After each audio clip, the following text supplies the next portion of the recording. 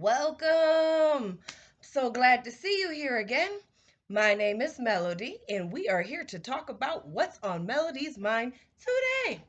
I totally apologize for last Tuesday. I forgot to talk about the book of the week. So, no, I'm not going to give you two books of the week today. I'm just going to give you one. This is called God is Greater Than Family Mess by Bishop Joey Johnson. He is the personal pastor to my pastor, R.A. Vernon, from the Word Church in Cleveland, Ohio. This book right here, I loved it. I just told my friend the only thing I didn't like about this book is he told me I was lazy because I pay people to go to the grocery store for me. So for some, I guess that messed with my head because now I go to the grocery store for myself because I'm saving like $100 a month. And I told myself, I said, that's some a dress or a few. That's a couple things I could be spending on myself. But yeah, it talks about breaking the bonds of families, generational curses and everything, and giving your children generational blessings. Wonderful book. God is greater than family mess. I believe I got it off of Amazon. If not, thrift thriftbooks.com. You know what thriftbooks.com is? It is a thrift store for books. You can get it online. And I think they're so awesome. Apparently, I've ordered so many books from them that they give you credits now, like points. And I got so many, they're like, you can get a free book. And so I ended up with a free book. I'm not reading it yet because I went 40 days without watching TV. So right now I'm like watching TV. Yeah, so I started watching TV on Sunday, Monday, and Tuesday. I'm about to finish the season of the show that I'm on, and then I'm going to get back down to business because 40 days without TV. And they dropped three seasons of three of my favorite shows that they haven't aired a season of them for over a year. So I was just like, yay. I was like, I really thought I closed the curtains. I can't wait till I move. I'm gonna have a real office. I don't know if I'm going to take the second bedroom or I'm just going to make my office in the living room, but I'm not going to be in my dining room. That's what y'all see back there. And that's a you see that is a coral reef lamp. And my pumpkin, I made a pumpkin out of a bandana. Anyways, let's get down to business. I told y'all last week we were going to call this episode Romeo, Romeo, oh wherefore art thou Romeo? Why? Because we're about to talk about a guy named Romeo. Not his real name. His real name's Denzel. I don't remember his last name. I just know he's from Philly. But before we do that, I have to play just a few stanzas of this song because it's so appropriate to what I'm about to talk about. So this is by Mariah Lynn. Yes. Once upon a time, not y'all hear it? Ago, I was a hoe. And I'm admitting it, I won't take it back. Cause I did the shit, I was a hoe. And I'm admitting it, I won't take it back. Cause I did the shit, I was a hoe. Yes, that song came out, I was just like, oh my goodness. I was so mad at my sister for not telling me about it. And she was like, that song came about years ago. And I was like, well, apparently I wasn't supposed to hear it until it was actually true to my life. Because I think when it came out, I was still actually a whore. We're going to go with the word whore because that word is in the Bible. So I can't get upset. God can't get upset for me saying whore because it's all through the Bible. He calls people whoremongers, which means a trick. He tells cities y'all are behaving in whoredom and everything. So I love the word whore now. All right, that's Precious, my dog. She loves to make noise when she knows I'm talking to somebody. And because I'm talking, oh, it's the wind. The wind is out there too, but no, that's not what you heard. That was Precious. But yeah, the word God talks about whoredom and everything in the Bible, so I love that word these days. All right, so last week I talked about a man named Dice. That is his street name because I'm not going to use his real name because if I dare say his real name, it's a little impossible not to find him. I found him on Facebook with no problem. He's still in Las Vegas. Some people just don't grow up in life And I know that man is significantly older than me. How are you in your over your 40s, like mid 40s, and you still doing the same thing you was doing in your 20s? Like, some people just age but never grow up. There's a difference. But yeah, so Romeo. Romeo, I met him and he looks like Chris Brown. Yeah. I said it just like that for a reason. Because y'all know Chris Brown's hot. And if you a guy watching this, come on, Chris Brown he got what he got because he looked good. Mm-hmm. Uh-huh. God, the devil likes to mess with my throat when he knows I'm doing wonderful things. So, okay. It was a few weeks after Dice tried to kill me, and I had to put on makeup to go out there and still provide a roof over my head, and I made enough money to eat, and I was to the point where I was smoking weed now. So yeah, I was making enough money to go get some weed. So one day I'm out in, I guess we call it the courtyard of the complex in which I'm staying in, because it was an apartment building. It's an extended stay. The Budget Suites on Boulder. Anybody been to Las Vegas yet know what I'm talking about. I got a few fans in Las Vegas. So yeah, the Budget Suites right off of Tropicana, across from Walmart, off of Harmon area. You know which ones I'm talking about. Yeah, those ones. So I'm out there getting my weed on, smoky smoke. Yep, yep. And Chris Brown looking like come walking around. um, this was 10 years ago. 10, yeah. So this was back when every once in a while I just wanted to have some fun. Somebody just tried to kill me about 2.5 weeks prior. So yeah, somebody cute come walking to me and start talking to me, and we start chopping it up and smoking and everything and hanging out. And I get his phone number. He gets my phone number. I don't know why I'm talking in a white girl voice, but that's what I do sometimes because I'm half white. So she comes out. Yeah, the little white girl Becky inside of me just, she comes out. So we're hanging out.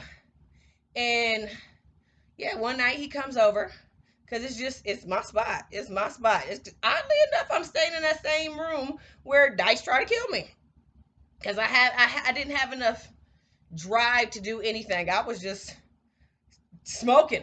I got out the bed enough to make enough money to keep the roof over my head because I'm not gonna be homeless. Lil Weezy said, "Boy, the body like a hooker, she ain't got no worries."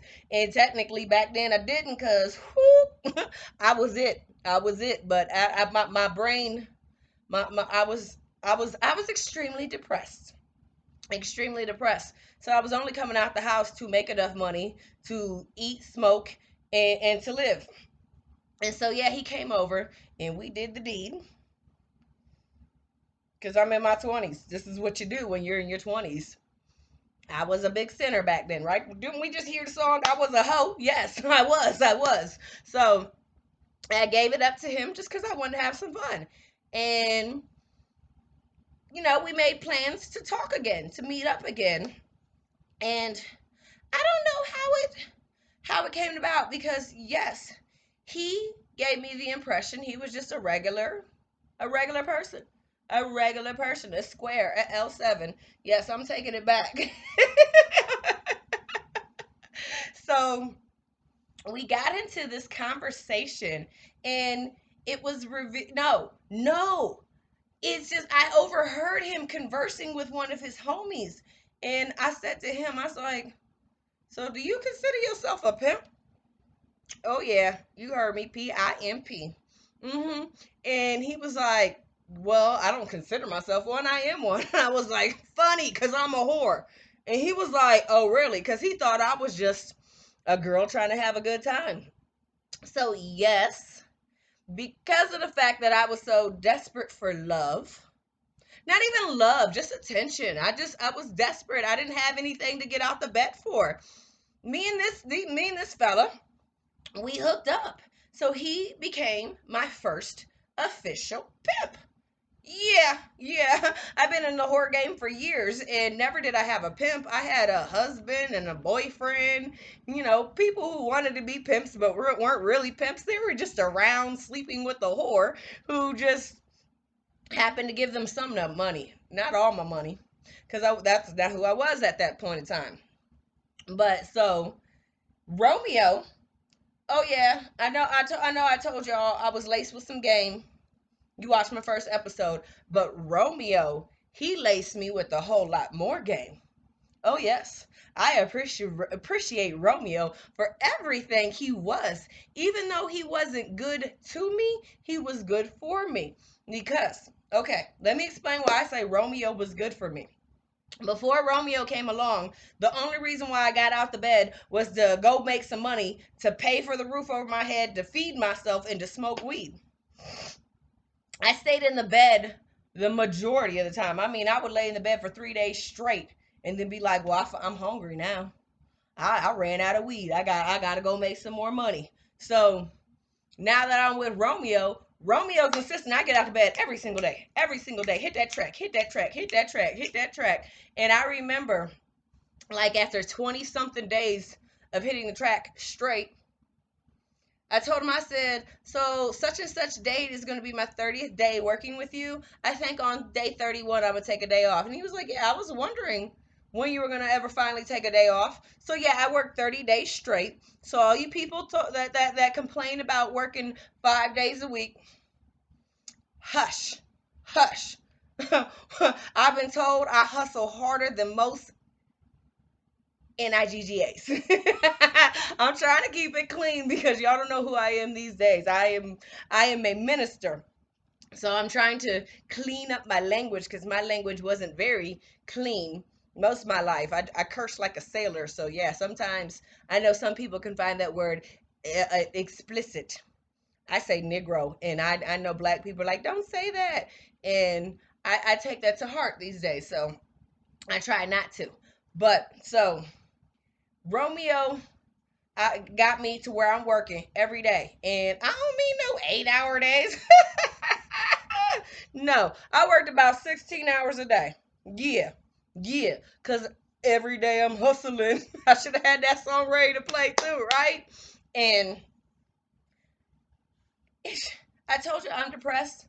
I just lost custody of my kids. I mean, I didn't go to the court date for fighting for my kids. I know people were like, well, why not? Because I knew I was going to lose. I knew I was going to lose, and I had two black eyes and strangulation marks all over my neck. If I went to court like that, I just, I did what was best for my kids. I knew at that point in time I couldn't support them legally, and mentally I was going through it. I was just a total wreck. So, yeah, I just lost my kids, so I was extremely depressed. So Romeo, he was into what was that? Drinking lean. I know, right? So I believe we were popping ecstasy in the morning. Yeah, and I mean I was doing mornings. Mornings, I'm up on the block at 5 a.m. because I've learned that some tricks on the way to works. Oh, the Bible calls tricks whoremongers. I love it. It's my favoriteest word in the world. Whoremongers. It means trick. Read the Bible. It's hilarious. So I've learned that some of these whoremongers on their way to work, they'll leave like 30 minutes early, making their wives thinking that they have to be there at a certain time or traffic just in case, whatever. Yeah, and they'll catch a date. They'll catch a date on their way to work. Yes. So I was out there at 5 a.m. I'm hitting it, hitting it, getting it, getting it. And I wore heels. I wore heels on the track, and I'd be out there almost all day and all night. I'm like I said, I'm working 16-hour days. 16, 20-hour days. There was one time where, yeah, and word to the wise, most of my clients were married. Most of my clients were married or in committed relationships. The reason why single people don't necessarily like to pay for a whore is because they feel like they can go find a chick somewhere, a bar, wherever y'all find single people at. But married men and men in committed relationships who wives aren't doing what's gonna do it for them because they like to have some dirty fun. They prefer just to pay some rando to ring their bell when their wife's not doing it for them. So yeah, most of my tricks They were married. They were married. So seriously, I would see the red wedding ring. The first year I was a whore, it bothered me. After a couple years, I'm like, this is where my money come from. These married men. So yeah, I took that. So we're doing we're doing ecstasy every morning and lean every night. So seriously, that's how I went to bed. I woke up with ecstasy and I went to bed with lean. And I remember about 15 days. It only took me 15 days of me being high all the time, from the time I wake up to the time I fall asleep. Sorry, I had to adjust myself. I'm sticking to my leather chair. I got on a dress, so my thighs are sticking, yo. So after 15 days of me being high off a rocker, yeah, cause you do ecstasy for 15 days straight. I remember I'm coming down. I'm like, look, I can't just live my life high all the time. That's just not healthy. Precious, really? She's really doing this just because I'm talking to you guys. The whole time I'm not on here, she doesn't make that noise. She's just like, but she sees that I'm doing something and she's all up in my business. She was doing this morning on my live broadcast on Facebook and Instagram. I read the Bible every day on there, right? I told you I got a lot going on my life. I'm a minister, yo. So I know. It's wonderful how God can change a person. So 15 days after being high, from the time I wake up, oh yeah, and we're smoking weed too. We're smoking weed too. Yes, yes, indeedy. This is how I would used to do it. So seriously, I would pop a pill first thing in the morning, and I would smoke half a blunt while I'm getting dressed and making myself look like the whore that I was. So I'd smoke half a blunt. I go do a date. That's what we call them. I go pull me a trick, and then I come back and smoke another half the blunt. And then I go pull another trick, come back, smoke another half a blunt. Oh yeah, it was to the point where I'm smoking about a quarter. Now ain't no bout. I was smoking a quarter of weed a day. Yeah. $110 I was spending a day on weed. My weed man loved me. I was giving him $3,000 a month. That's neither here or there. So, yeah, let me get back to the point where I'm talking about when I finally decide that I was like, I've been getting high all day, every day for 15 days straight. And I was just like, no, I got to detox myself. I got to detox myself. And I don't know. I've only done this once. Only done this once in my life. I ain't gonna say I've only done lean once in my life or I've only done ecstasy once in my life, but I only did all that combination one time for 15 days straight. But I literally had to drink Pepto Bismol for like 2.5, maybe 3 days because it messed with me. It messed with me, but it didn't stop me from whoring. Nope, nope. I was still on the track. I don't know how. I was super hoe. Dun, dun, dun, dun. I was super hoe. I didn't let nothing stop me. I kept on going back to jail. I don't know. Jail became a revolving door. I guess because I was on the track so much, and you'd be like, "Well, how do you just not go to jail? Why don't you learn your lesson?" No, they entrap you, and I don't care what the law says when they say there's entrapment laws, vice undercover, da da da da da. Don't believe what you heard, because I done all them things. I done had cops touch my boobies to prove to me that they're not cops, and they still arrest me. So don't, it's a crack a bull. They're gonna arrest you because they want to arrest you, period, point blank. Like, I remember being in jail one time while Romeo's my pimp, because it's a 48 in release. So they hold you for 48 hours and then they process you out. So you're there for about 56 hours if you don't want to pay a bond. I'm not gonna pay $200. Just let me take a nap. Just let me take a nap, because that's the jail to me. All that was a nap and detox. I detoxed for 2 days. So yeah, I'm off the lean, and I'm revolving door in and out of jail. I remember being in jail, and my name at that time, my hooker name was Isis. Yeah, Isis. I believe she's a goddess. I think she's an Egyptian goddess, or she's a goddess. I forget why I chose that name, but she was a goddess. She was a goddess. So I chose that name. That was my whore name at the time. And I remember being in the hold with 20, 30 other whores and some other females too. And They found me so interesting in there. I'm literally trying to sleep under the bench. Yeah, I'm trying to sleep under the bench because that's the only warm spot in there. And they were so bored in there, like they're like, Isis, Isis, get up and tell us the story. So I've ended up meeting, yeah, two different whores in there that we found out we're all staying on Boulder. One just happens to be a bisexual whore, and she has a girlfriend that she's living with. And when we get out, so I guess we exchange numbers or something because we had plenty of time to memorize them. It's not like we had something to write them down with. So we exchanged numbers, and I remember getting into it with Romeo. I have these talking points here, and I forgot to write down one of the most important things. So yeah, I remember getting into it with Romeo, and I was just like, I'm out. I'm out. I'm gone. So I went over this one little bisexual lesbians place, and I don't know, he's blowing up my phone, and I don't know, I guess they answered and they told him where I was. I was so mad I wanted to kick that girl's face in. But yeah, they told him where I was. He came and dragged me back to I know I'm flexing. Yeah, I got muscles. He dragged me back to our spot, and I remember sitting there smoking a blunt, and he was so mad at me, he slapped me or hit me. He punched me. He punched me. He punched me. And I made a joke because I told you I was depressed. You just punched me in my lip. Like, that's nothing. That was nothing to me, seriously.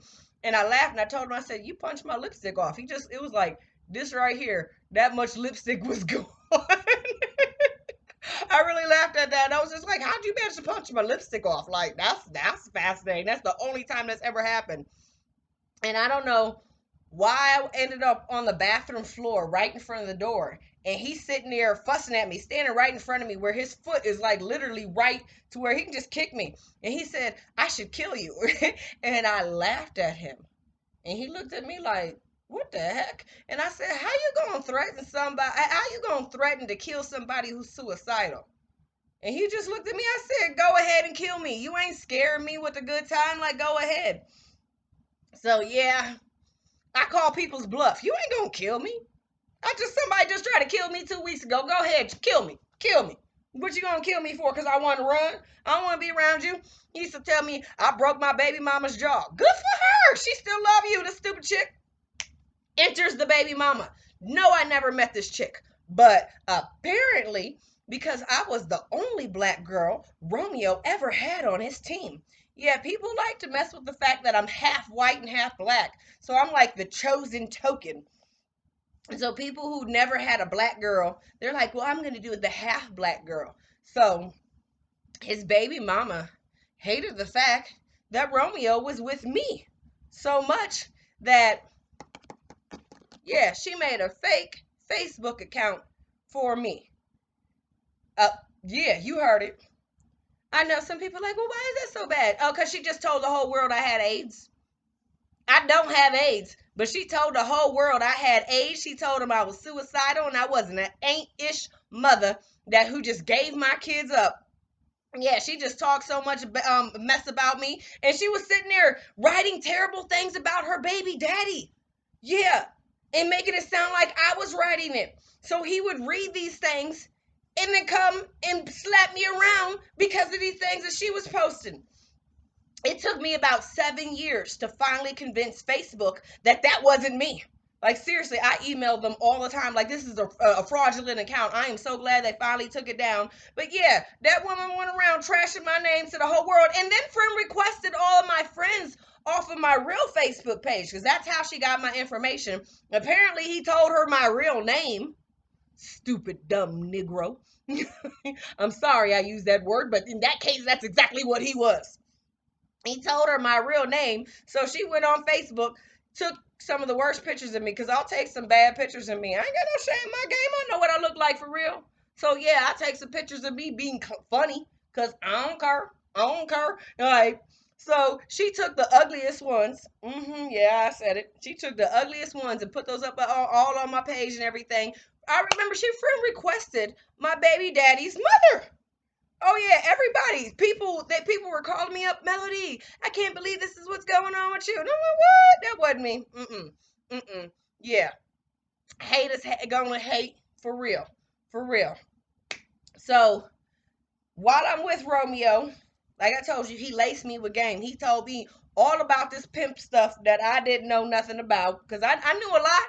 I knew a lot, but he it's like I graduated to a whole nother level because insider trader information. Pimps got insider trader information that they don't give the whores. Like they don't. So he takes me out to Cali. I met his family. I met some of his family. Yes, I did. He took me to Cali, and we did our thing out there. I ended up going to jail in Cali. Did you know it's illegal just to look good in public in Cali? Cause I got arrested twice for just walking down the street in California for looking like me. Because my record says that I'm a whore. So once a whore, got always a whore. You gotta be whoring if you're out in public. So yeah, I got arrested out in Cali. But that's neither there here or there. So a few weeks later, because we go back to Vegas. A few weeks later, he takes me to Albuquerque, New Mexico. I make that face because really, I don't know what he was thinking. He takes me to Albuquerque, New Mexico, and he takes me to the truck stop. So because of him, now I can add truck stop whore to my resume because he forced me to work at the truck stop. Yeah, he forced me to work at the truck stop. Worst thing ever because these people were paying minimum. And I told him I worked there one day and I'm like, they're not paying that much. He was like, we'll try it again. So day two, I'm just like, are you kidding me? And I was like, you don't know what I had to do for this little bit of change. Like, it's not worth being out here. I want to get out of here. He's not listening to me. And I'm not going to listen to Boo Boo the Fool lead me down the path of stupidness just because you stuck on stupid. I ain't going to be stuck on stupid with you. So the third night, he takes me to this truck stop and just dips. Of course, he leaves me there. It says, I'll be back in however many hours. Like security's messing with us, and I'm working for minimum dollars. I didn't go out of town to work for minimum dollars. That's not how I get down.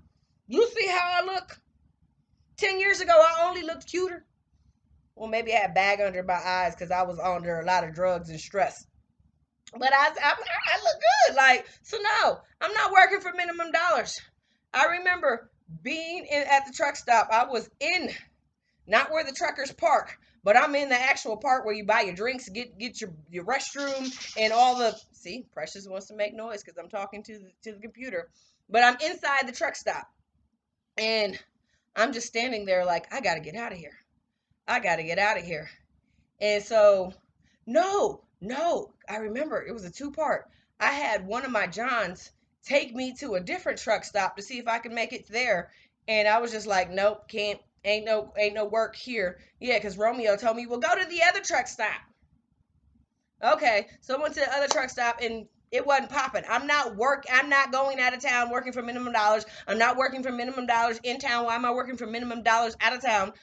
Kick rocks.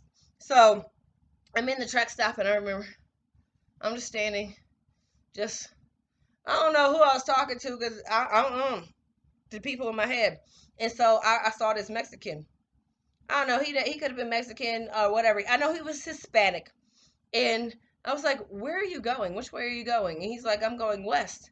And I was like, "How far west?" He said, "I'm going to Vegas." I don't remember where he was going, but I knew it was past Vegas, and I was like, "Could you please take me with you and drop me off in Vegas?" And he was like, "What?" And I was like, "I live in Vegas and I just want to get back to Vegas." I told him exactly what was going on. And he was like, "No problem." So he takes me back to Vegas. And I call Romeo and I tell him, I'm like, bruh, I had to go. I had to go. There was Albuquerque was a no. So I had to go. So and then I told him, I said, but don't worry, I'm gonna make plenty of money before you even get here. So yeah, apparently I hitchhiked back to Vegas. Technically, I only had took me 2 rides to get back to Vegas. And before Romeo even made it back, I had $550 in my hand. So no, you can't get mad at me. I got you money. Like, yeah. In a 10-week period, because I was only with Romeo for 10 weeks. I gave him, and this is the exact, not the exact amount, because actually I could give you the exact amount because I remember it, because people are like, "Are you upset that you just gave him all that money?" No, in a 10-week period, I gave him $17,554. Yeah, and I just gave it to him. All he did was pay for my food and the roof over my head and my drugs. But I gave him all my money. And they're like, "Are you upset about it?" No, no. Because before Romeo came around, I had no reason to get out of bed whatsoever other than to pay my rent and occasionally feed me and smoke myself out. So he gave me the drive and the motivation to get out of bed. I remember, yeah, the very next day after I got back to Vegas, it's it's something o'clock in the morning. I've made a couple $100, and it starts to rain, and this Negro tells me I need to still go out there. Bruh, why do I need to work in the rain? We're not struggling. I'm making dough. I'm making dough. So I end up coming across another pimp that I knew. It's funny. Yeah, it's funny because I can't remember his name because I was only with him for 4 days. But it's funny because I remember Romeo and I having a conversation, and apparently this is like 2011 when I hooked up with Romeo. But we met in 2005 when my first husband was alive, because my Jay, that's the second Negro's name. My husband kicked it with these people. Like I said, he was fake pimp. So yeah, I knew Jay because I knew Romeo because of my husband. It's 6 years have gone by, so I forgot that I knew him, and we forgot, and like until we got into a conversation. Yeah, I met you a long time ago. Yeah, I was about to sell you my car and everything. Yeah, like so, Jay. I was out there that day. It was raining, and Jay rode up on me, and I was just like, just take me away. And so I was working with Jay, and Jay had me on the track during the day, and he had me in the casinos during the night. So now I'm averaging about $800 a day, 800 to $1,000 a day. With Romeo, I was averaging about $500 to $600 a day, because there's more money in the casinos, but it's just harder, and it's a whole lot easier to go to jail.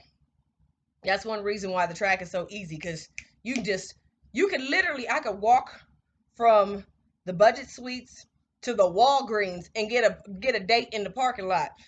The casino might take you a half an hour, maybe 2 hours to get a $200-300 date. And that amount of time on the track, I can make 250, 300, $500 just easy, easy. So I ended up with Jay for a couple of days, and I remember he had the audacity to say that I was not ladylike because I used the restroom with the bathroom door open. And when he told me that, I said, I'm gone. I'm gone. And the reason why is because my grandmother always used the restroom without closing the bathroom door. And her excuse was that she was the only female woman in the house, and the two daughters that she had there. She's like, nope, they're females in here, and the only man in this house I'm married to, so why I gotta close the door? And my grandma was the most ladies like person I've ever met in my life. Even Queen Elizabeth can't even roll on my grandma's standards. Like, so no, you ain't gonna say I'm not a ladylike when this is exactly what a lady does. You weren't raised like that. So yeah, that one little comment made me just, and somehow I ended up back with Romeo. Oh, because you're not allowed just to freelance and walk away from a pimp. You have to go to another pimp, or you're breaking the rules. You're out of pocket. You're out of pocket. You're breaking the rules. So yeah, I ended up back with Romeo, and I keep on telling Romeo, like, I want to go. I do not want to be with you no more. So I had to pay him to leave him. Yeah, he told me, I'll let you go back to the street and be freelance again, but you got to pay me to go away. So yeah, I paid him to go away. I really did. I really did. And then I ended up with my crazy baby daddy. I don't think I'm really going to ever get into details. I don't know. I haven't made up my mind about getting into details about the father of my children, because I have two living ones right now, and My ex-husband, he fathered my two youngest sons, but I don't know if I'm ever going to talk in depth about them because I don't want my children to have a negative view on their dads. I've never talked negative about their fathers to them. I let them make up their own minds about them. So that's one reason why you won't hear me getting into too much details about my baby daddies. I'll give them the truth, but I'm not going to do exposés about the relationships between me and my fathers, my baby daddies. I might tell you some good things, but I'm not going to trash talk my baby daddies. That's not me. Never has been, never will be. I don't care what we've been through. I'm not going to sit here and just give you all their ugly truths. But yeah, I end up paying Romeo to go away. And then I'm not even about to get into all these different this adventure. That's what I'll talk about next week. It has been blowing my mind for the past couple days. Like, oh my goodness, I know what I'm about to talk about on this week's episode, but what am I going to talk about in next week's episode? Now I know. I'm going to tell you what happens next. I'm going to tell you what happens when I leave Romeo and blow up. Yeah, I blew up. I blew up. I turned into super hoe for real. I own that name. So yeah, next week, like I said, every single Tuesday, there will be a new episode. So seriously, next week I'm going to talk to you about my what one whoremongler. Remember, that is the word of the day. I love it. Whoremongler. Look in the Old Testament. It is all through up in there. The whoremongler. I'm going to tell you about what one whoremongler called my national. What did he call it? I can't remember. I'm drawing a blank. I'm drawing a blank. My he called it my international whore tour. Even though it wasn't international, it was just national. So yeah, I'm gonna talk to you about my national whore tour. That is like not easy for me to say. But yes, absolutely. Next week is gonna be funny. It's gonna be funny because I got stories on stories on stories of the next 2.5, 3 years of me on my national whore tour. So funny. So funny. Y'all gonna hear some things. Y'all gonna hear the real inside of whore life. Whore life. Yes, I will tell you all the behind scenes stories about what it really is like to be a whore. Remember, I tell y'all, make sure your children know they're loved. Make sure they absolutely know they're loved, because this is the only reason why these things happen to me. Because I never felt loved as a child. I never felt loved. When I lost custody of my children, my mother even stopped talking to me because she said it reminded her too much about when she lost custody of us. So it hurt her to talk to me. So, yeah, when I lost custody of my children, basically everybody abandoned me. So that's why. That's why I indulged into whoredom so badly. Make sure your children know they're loved so they don't make the same mistakes that I did. I've learned from my mistakes. You learn from my mistakes. Please don't just tell them they're loved. Make sure they know they're loved. There's a difference. There's a difference. Until we meet again, I love you. God loves you. You have a blessed and wonderful day. Bye bye.